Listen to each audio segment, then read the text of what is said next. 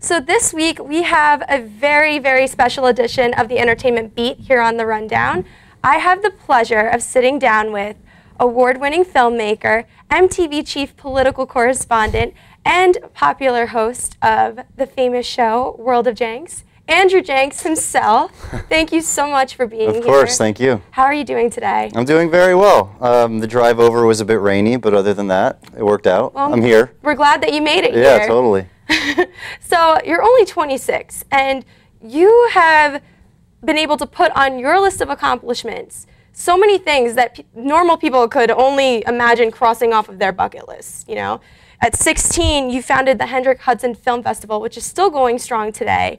19, you voluntarily wanted to live in an assisted living facility for elderly people and created Andrew Jenks, Room 335, which aired on HBO, which is extremely impressive considering HBO is known primarily for documentaries and whatnot.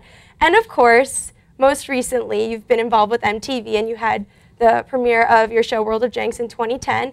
And by the way, a little fun fact for those of you that don't know, your show, when it first aired, gave MTV its highest ratings ever. Oh, that's at right, that particular point. That's definitely something to give yourself a pat on the back for, I'd say.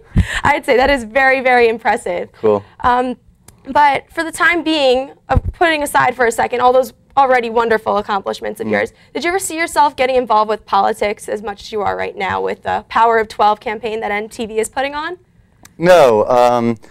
You know, I've been a political junkie kind of for a while. I love politics. I watch a lot of the political shows in the morning and follow it on the news and that sort of thing. So after season 1, the presidential election was coming up.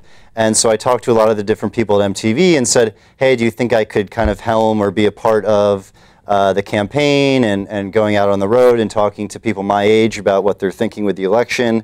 And at first it was sort of like, we don't know if we should, you know, if that makes a lot of sense. You already are doing the show, and on top of that it may be a bit much. But they could see that I was really into it. You know, like I said, I follow politics every day.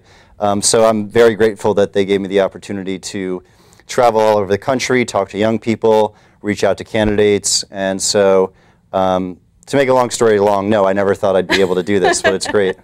Well, what do you hope, since you're the chief political correspondent, what do you hope to show young people? Like, what do you hope to give them in terms of a message from doing this campaign? Well, you know, hopefully humanizing the process and candidates. I think, you know, when you watch them on screen or when you watch them in interviews, it sounds like kind of a lot of, you know, mumbo jumbo, and you're not really sure, and, you know, are they really being themselves? And so the only thing that I can try and do is add an element of normalcy to what seems like this very kind of outlandish, weird thing that we call like this presidential election.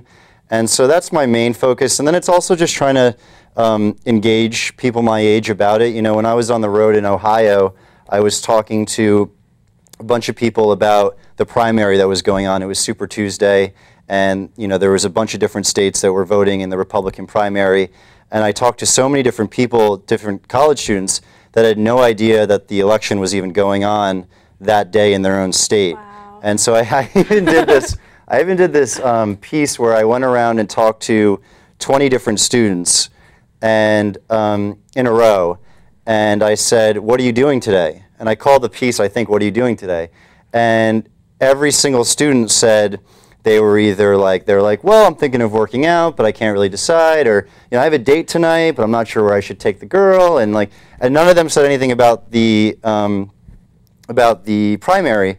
So it's been very discouraging in that sense, and it's not like that everywhere. I shouldn't say that's kind of like representative of the whole country, but it's just trying to like also engage people, young people, and try and find different ways to get them interested. Yeah, I totally understand. Considering that I'm a college student myself, I know it's hard to really gain interest in something when sometimes you're not really sure what's going on. Like you were saying, you're trying to bring a sense of normalcy to it, be able to relate it to the youth population, especially now that a lot of us college kids, when we graduate, we're going to be in so much debt. And I feel like now, finally, that issue is starting to be addressed and, you know, even taken as far as the White House. So that's really important to really see. Now, thinking back to when you first had the opportunity to vote, how did that make you feel when you were able to vote during your first presidential election?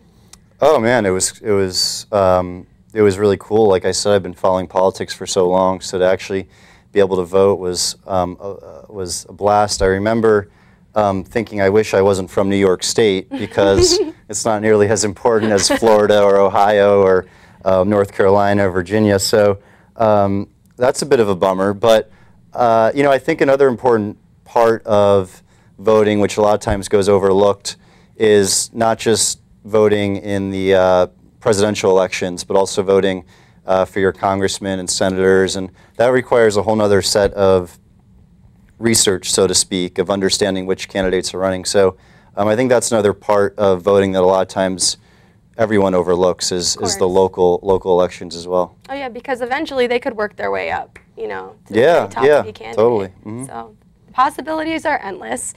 And it's also been said regarding the Power of 12 campaign that you've been carrying the weight of a potential 45 million voters in terms of voicing their opinions. Does knowing that ever make you feel pressured to make sure that their messages get across?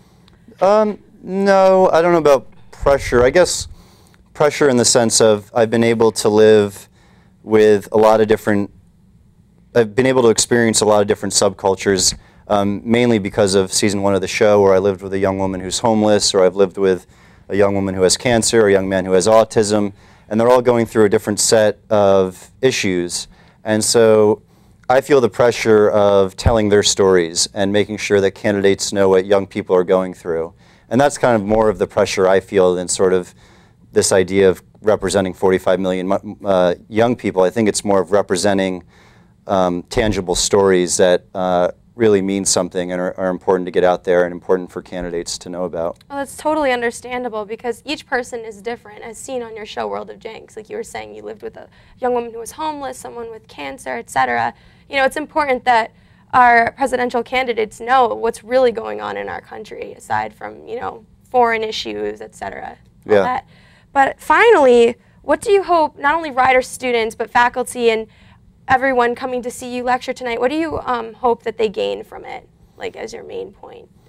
Well, you know, a lot of times since I was young, I've tried a lot of different projects, and a lot of different people have said, no, that won't work out. When I first moved into the nursing home, everyone thought I was losing my mind, which maybe I was. But and then when I made the film, a lot of people said, this isn't that good. And then you know, eventually went on to win a bunch of film festivals. It was on HBO. So I've heard no a lot in my life. This won't work. You can't do this. Even with the MTV show, a lot of people said, not at MTV, but a lot of other people said, you know, you can't do a show about a kid who has autism or a homeless girl, and it's just too depressing.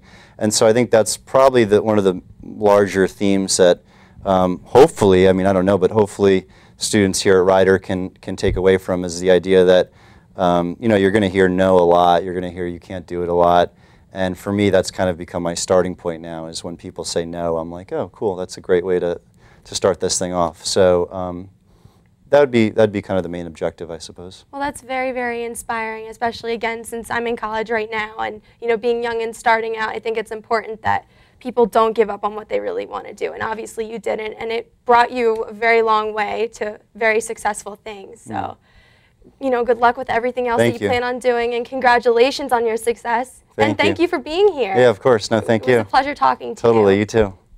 And for more information on this year's presidential election, please visit power12.org, or if you want to know how to make a difference and getting registered to vote and whatnot, that site is incredible. It gives you all the registration dates per state and what you can really do to make a difference in this year's election.